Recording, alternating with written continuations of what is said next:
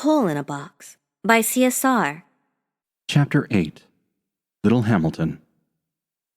When Marla entered the art room, she saw a pair of unfamiliar blue eyes stare at her. The owner of these eyes was a man who had fair skin, platinum blonde hair, and a light blue suit with a matching top hat. He saw Marla and smiled nervously and tried to straighten himself up.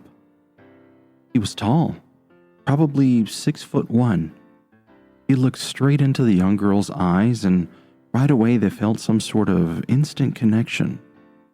Whoever this man was, he seemed to have a kind heart and meant no ill will. His speech didn't seem to be as eloquent as it looked for when he tried to speak. He got tongue-tied and said, Hello there. You must be Marla. Or that is your name, rather what you are called, right? Yes? Marla answered nervously. Aha! Good. I mean, not that your name mattered. I wanted to meet with you for sure. And you look the same as when I first saw you. It's just good that I have your name right is all. Who are you? Oh dear me, where are my manners? How silly of me to forget. I am John Hamilton, but you can call me Little Hamilton. Most people do. Marla giggled at the very unfitting nickname. There was no way that a man who towered over most like he did could be called something that insinuated he was tiny. Maybe that was the joke behind his name. But his real name disappointed her. It was so plain and normal. She knew several Johns, and it greatly disappointed her because he looked too eccentric for such a simple name. What do you mean, when you first saw me? I don't remember you. Oh yes, well, that was when... He then pulled out a chair at one of the tables. Oh, please do take a seat.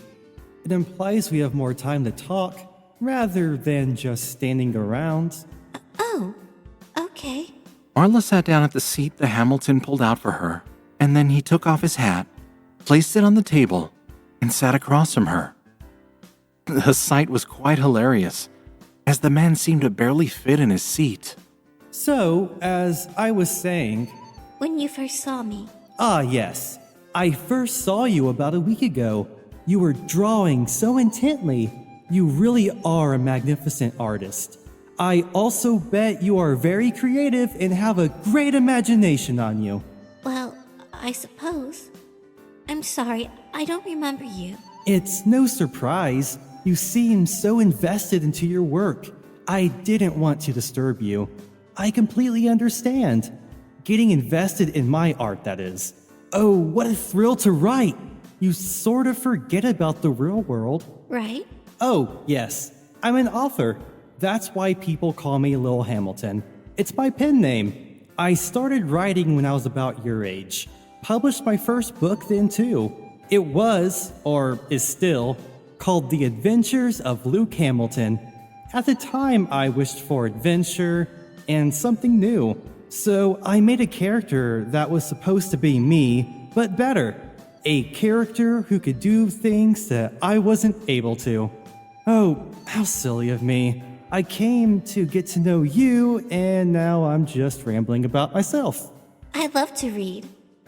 You do? Splendid. I've written some children's books as well. Maybe you might have read one or two. I don't know. Little Hamilton doesn't sound familiar. But maybe I'll check it out next time I go to the library. What books do you like to read? Any favorite authors? I favor poetry and most fiction.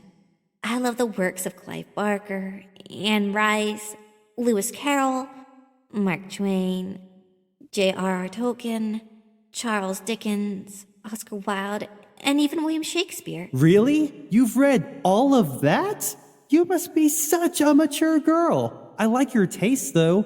Those are some amazing authors, but it's even more amazing that someone of your age is able to enjoy them. Reading just gives me such a thrill. I feel like I could be those characters and do something other than take up space here. Have you ever tried writing stories? No, I never thought about that. It's not all so glamorous and glorious as it seems, especially nowadays. But as long as you enjoy it and have a passion for it, writing can be the most fantastical thing in the world. why did you want to meet me? Because you fascinated me. My wife and I have been looking to adopt a child for some time now, and you seem so intriguing with how you were so wrapped up in your work. Marla forgot she was an orphan, and that meant that she could be adopted. She hadn't thought of this man as her possible father, because she had given up on thoughts like that. But this miraculous man made her want to hope again. When I first saw you, I knew you were special. I immediately went home to my wife and told her about you. She told me to hurry back and get to know more about you, which I would have done, but duty called and took me away for the rest of the week to do book signings. Did you recently come out with a new book? Yes, it's called A Night in Eternity. It's about a human princess whose life is changed forever by the actions of royalty from the Fey realms. I love fantasy. Oh, really? Maybe I could bring you a signed copy, free of charge, just for you. That is if you wanted it. I'd love to have a copy. That's really nice of you to give me a free book. Are you sure that you'd be okay with that? Of course I'd be okay with that, especially if it would make you happy. Wouldn't have offered it if I had a problem with it. You'd want to make me happy? Well, yes, I bet you have a great smile. Oh, speaking of great, if you don't mind me asking, and no offense taken if you say no, but could I have a drawing of yours to show my wife? I understand if it's too personal or embarrassing or something, but I'd love to have one just so I could show her and keep. Marla sat in silence at first to think about it, but then shrugged her shoulders and said, Sure, if it'd make you happy. Marla reached into her satchel and pulled out a self-portrait she drew the other day.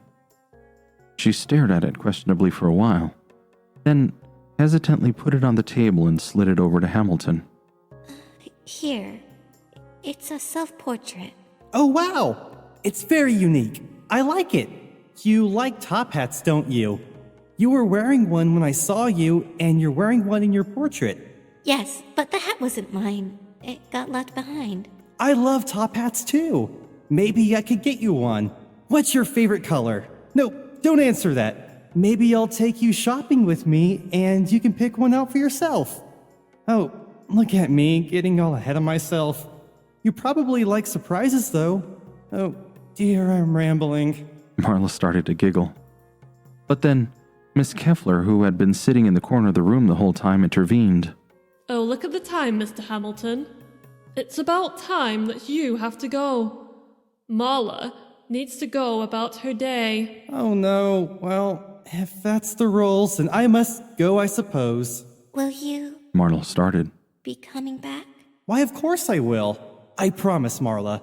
I will come back to meet you again. If my wife is feeling well enough, maybe she could come too. I'd like that. Hamilton warmly smiled at Marla and put on his hat. Well, I'm off. Have a nice evening, Marla.